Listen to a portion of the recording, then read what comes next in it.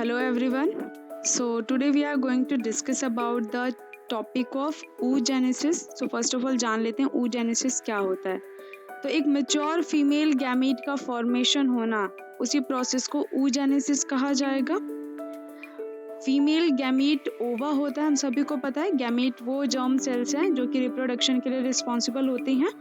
तो एक female gamete का मेच्योर होकर के फॉर्मेशन होना, उस प्रोसेस को oogenesis कहा जाएगा. और ये स्पर्मेटोजेनेसिस से डिफरेंट होता है. जैसे कि स्पर्मेटोजेनेसिस मतलब कि स्पर्म का बनना, स्पर्मेटोजेनेसिस प्यूबर्टी पे आकर के स्टार्ट होती है, बट oogenesis उससे काफ़ी पहले स्टार्ट हो जाती है. जब एम्ब्रियोनिक डेवलपमेंट हो रही होती है किसी भी फीमेल फीटस की, तो उसी टाइम पर उसकी बॉडी में oogenesis का प्रोसेस शुरू हो जाता है.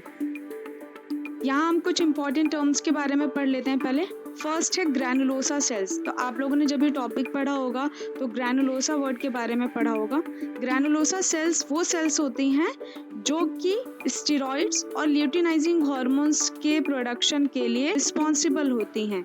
ये सेल्स होती हैं जिसकी वजह से जो हमारा oocyte है उसको ग्रोथ मिलती है, और ये उसको ग्रोथ प्रोवाइड करती हैं स्टेरॉइड्स और एलएच का प्रोडक्शन करके. फॉलिकल्स को हम जनरल एक भाषा में बोलना चाहें तो हम ये बोल सकते हैं कि ये वो स्ट्रक्चर्स हैं जो कि न्यूट्रिशन प्रोवाइड करेंगी हमारे oocytes को. तो इसीलिए इसको बोला गया फॉलिकल, अ फ्लूइड फिल्ड स्ट्रक्चर, जो कि धीरे धीरे जैसे जैसे डिवीजन बढ़ेगी ऐसे ऐसे इसका वर्क भी बढ़ेगा, ये भी ग्रो करेगा और ज़्यादा से ज़्यादा न्यूट्रिशन प्रोवाइड करेगा. थैका एक ऐसी कोटिंग और एक ऐसा शीथ है जो कि किसी भी बॉडी को या किसी लिक्विड को कोट कर रहा है, कवर कर रहा है, उसको प्रोटेक्शन प्रोवाइड कर रहा है. पोलर बॉडी, जब भी कोई मियोटिक डिवीजन होती है, हमने दो टाइप की सेल डिवीजन पढ़ी है, मियोसिस एंड माइटोसिस. तो जो मियोटिक डिवीजन होती है तो वहाँ पे अनइक्वल डिवीजन होता है. इट मीन्स कि एक सेल के पास न्यूक्लियस जाता है एक बॉडी के पास, और दूसरी बॉडी के पास न्यूक्लियस नहीं जाता है. तो जो पोलर बॉडी होती है ये वो पोर्शन है जिसके पास न्यूक्लियस नहीं गया है, इसीलिए इसको बाई प्रोडक्ट कहा गया मियोटिक डिवीजन का.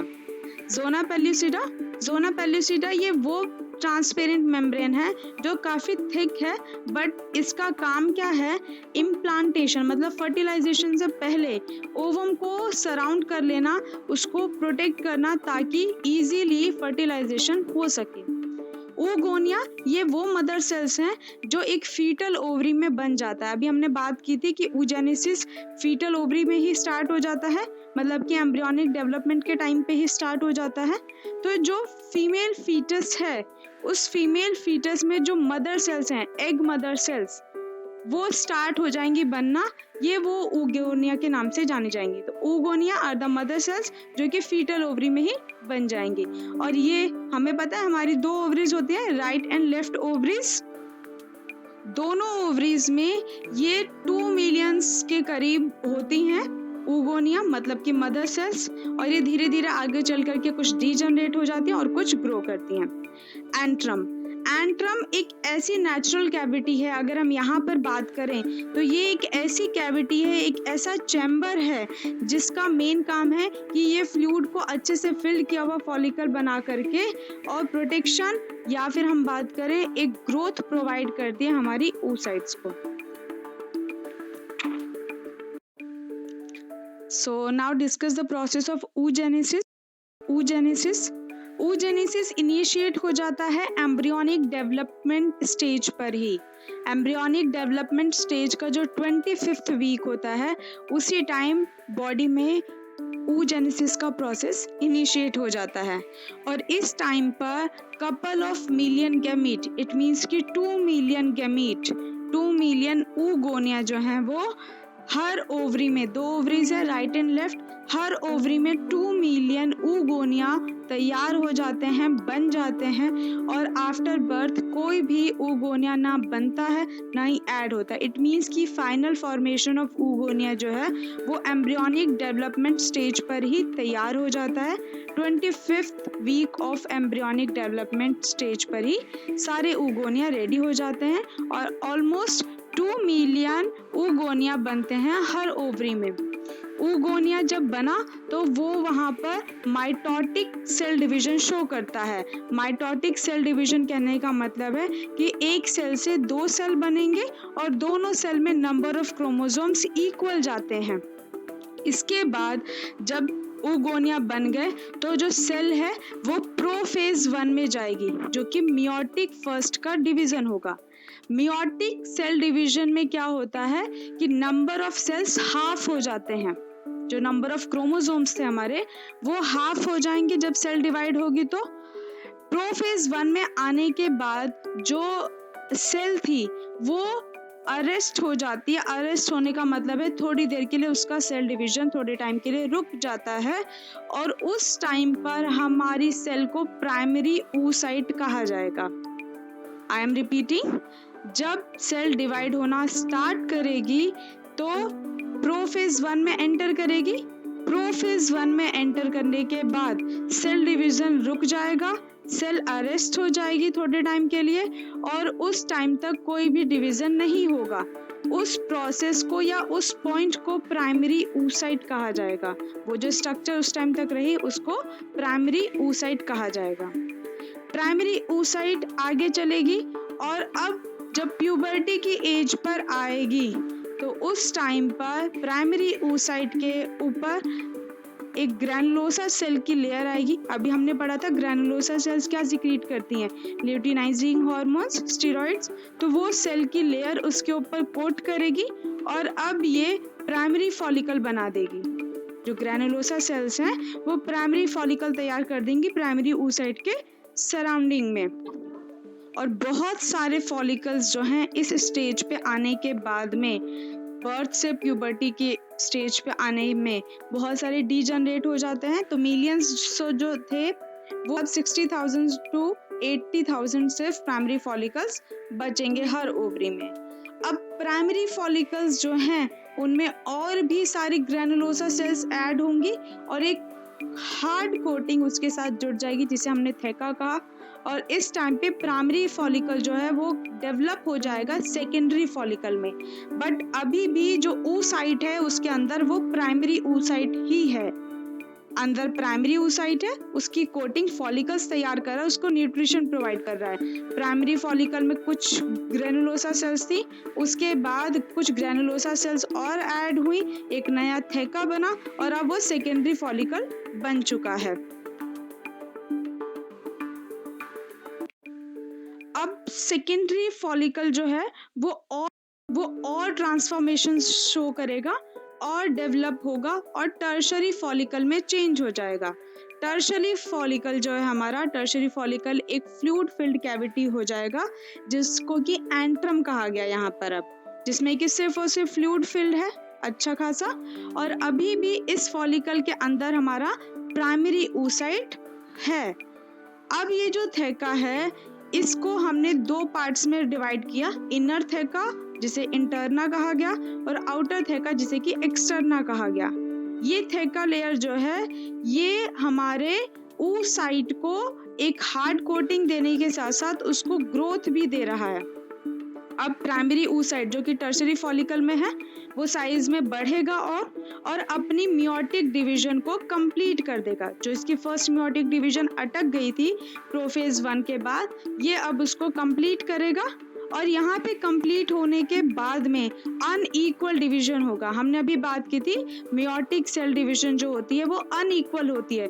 एक बॉडी के पास न्यूक्लियस जाएगा और दूसरी बॉडी के पास न्यूक्लियस नहीं जाएगा। तो जिस बॉडी के पास न्यूक्लियस गया वो सेकेंडरी oocyte हो जाएगा और जिसके पास न्यूक्लियस नहीं गया वो टिनी पोलर बॉडी हो जाएगी।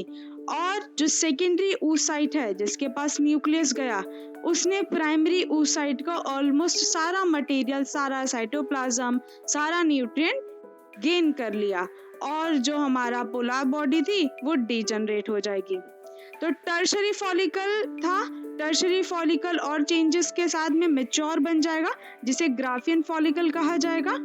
और ग्राफियन फॉलिकल जो है वो सेकेंडरी oocyte को रिलीज करने का काम करेगा। सेकेंडरी oocyte जो है जब तैयार हो जाएगी तो वो अपने आउट लेयर तैयार करेगी जिसे जोना पेल्यूसिडा कहा जाएगा और ये एक ट्रांसपेरेंट मेम्ब्रेन है। जब ग्राफिन फॉलिकल उसको वहां से रिलीज करेगा सेकेंडरी oocyte को, तो उस प्रोसेस को ओव्यूलेशन कहा जाएगा और ओवरी से अब जो हमारा ओवा है वो रिलीज हो चुका होगा। अब तक हमने डिस्कस किया थ्योरेटिकली, इट मीन्स कि सिर्फ स्टेटमेंट बेसिस पे। अब हम डिस्कस करेंगे डायग्राम के बेसिस पे, डायग्रामेटिकली इसको एक्सप्लेन करते हैं। oogenesis और फॉलिकल डेवलपमेंट दोनों साथ में डायग्राम है, यहाँ से देखते हैं। oogoनियम रेडी हुआ oogenesis के प्रोसेस के थ्रू एम्ब्रियोनिक डेवलपमेंट स्टेज पर ही, इट मीन्स कि 25th वीक जो था हमारा उसी टाइम पे स्टार्ट हो गया बनना माइटोसिस के प्रोसेस के थ्रू, मतलब कि नंबर ऑफ सेल्स की अगर हम बात करें तो डिप्लॉइड सेल है ये। प्राइमरी oocyte बना और प्राइमरी oocyte आगे सेल डिवीजन करता है, इससे पहले ही वो अरेस्ट हो गया प्रोफेज 1 में आने के बाद। अरेस्ट होने का मतलब है कि उसकी सेल डिवीजन वहीं पर रुक गई कुछ टाइम के लिए। उसके बाद चाइल्डहुड से प्यूबर्टी तक गया, उस टाइम तक कोई सेल डिवीजन नहीं हुई oogoनियम में। उसके बाद प्यूबर्टी पे आने पर दोबारा से सेल डिवीजन रीस्टार्ट हुई और अब जो प्राइमरी oocyte है उसने मियोसिस फर्स्ट किया। मियोसिस में हमने अभी पढ़ा, मियोसिस सेल डिवीजन में अनइक्वल डिवीजन होता है, एक सेल के पास न्यूक्लियस जाता है और एक सेल के पास न्यूक्लियस नहीं जाता है। तो जिस सेल के पास न्यूक्लियस गया वो सेकेंडरी oocyte हो गया और जिसके पास न्यूक्लियस नहीं गया वो डीजनरेट हो जाएगा, क्योंकि बिना न्यूक्लियस के कोई भी सेल जिंदा नहीं रहेगी। तो इस तरीके से डिवीजन हुआ। इसके बाद अगर फॉलिकल डेवलपमेंट को देखें अगर हम, तो प्राइमोर्डियल फॉलिकल हमारा oogenesis का वो पोर्शन है जो कि oogoनियम की तरह थोड़े टाइम के लिए सेल डिवीजन यहाँ पर भी रुक जाता है, जिसकी ग्रोथ थोड़े टाइम के लिए रुक जाती है। प्यूबर्टी पे आने के बाद में जो प्राइमोर्डियल फॉलिकल है वो ग्रैनुलोसा सेल्स को अपने अराउंड इकट्ठा करता है, कोटिंग करता है, जिसको कि हमने प्राइमरी फॉलिकल कहा। प्राइमरी फॉलिकल जो है आगे चल करके और ग्रो करेगा, ग्रैनुलोसा सेल्स उसके साथ ऐड हो जाएंगी और उस टाइम पर अब हमारा जो फॉलिकल है थेका के साथ रेडी होगा, तो हमने उसको ग्रोइंग फॉलिकल कहा। अब यहाँ ध्यान देने वाली चीज ये है कि जो oocyte है वो फॉलिकल के अंदर रहेगा। oocyte अंदर है, फॉलिकल बाहर से है। फॉलिकल उसको न्यूट्रिशन प्रोवाइड कर रहा है और उसको हार्ड कोटिंग भी दे रहा है साथ के साथ, ताकि वो अच्छे से ग्रो कर सके। तो अभी अब तक फॉलिकल के अंदर जो oocyte है वो प्राइमरी oocyte ही है, प्राइमरी oocyte ग्रोइंग फॉलिकल तक है। इसके बाद फॉलिकल और ग्रो करेगा, एंट्रम आ जाएगा उसके पास। एंट्रम आने के बाद में जो फॉलिकल बना है उस काफ़ी ज़्यादा ल्यूटिनाइजिंग हार्मोन सिक्रीट हो रहे हैं, तो मैच्योर फॉलिकल हो जाएगा। मैच्योर फॉलिकल के पास भी अभी प्राइमरी oocyte ही है। जो प्राइमरी oocyte है वो जितना ज़्यादा ल्यूटिनाइजिंग हार्मोन का सिक्रीशन होगा उतना ज़्यादा वो ग्रो करेगा। तो प्राइमरी oocyte अब सेकेंडरी oocyte में कन्वर्ट हो गया है। अब मैच्योर फॉलिकल उसको क्या करेगा, ओव्यूलेट करने के लिए निकाल देगा फॉलिकल से और उसी प्रोसेस को ओव्यूलेशन कहा जाएगा। ओव्यूलेशन का प्रोसेस होने का मतलब है ओवरी से ओवा का निकल जाना और फैलोपियन ट्यूब तक पहुंच जाना। तो जो सेकेंडरी oocyte था अगर वो ओव्यूलेट हो गया है, और ओव्यूलेट होने के बाद में दो केस हो सकते हैं, या तो वो फर्टिलाइज होगा या फिर वो अनफर्टिलाइज होने की वजह से बॉडी से रिमूव हो जाएगा।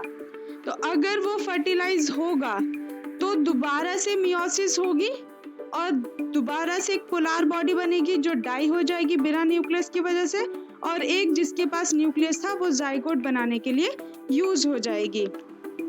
और अगर फर्टिलाइजेशन नहीं हुई तब क्या होगा, तो जो ओवा निकला था जिसे ये ग्राफिन फॉलिकल ने रिमूव कर दिया था, तो ओवा तो ओवरी से निकल गया, फैलोपियन ट्यूब तक पहुंचा। अब ग्राफियन फॉलिकल का क्या होगा? तो ग्राफियन फॉलिकल जो है वो कॉर्पस ल्यूटियम बनाने के लिए यूज हो जाएगा। कॉर्पस ल्यूटियम जो बनेगा वो ग्राफियन फॉलिकल का बनेगा। यहाँ ध्यान देने वाली चीज ये है जो पूछी जाती है, कॉर्पस ल्यूटियम किसने बनाया? तो ग्राफियन फॉलिकल ने कॉर्पस ल्यूटियम बनाया, और जो ओवा था वो सेकेंडरी oocyte था।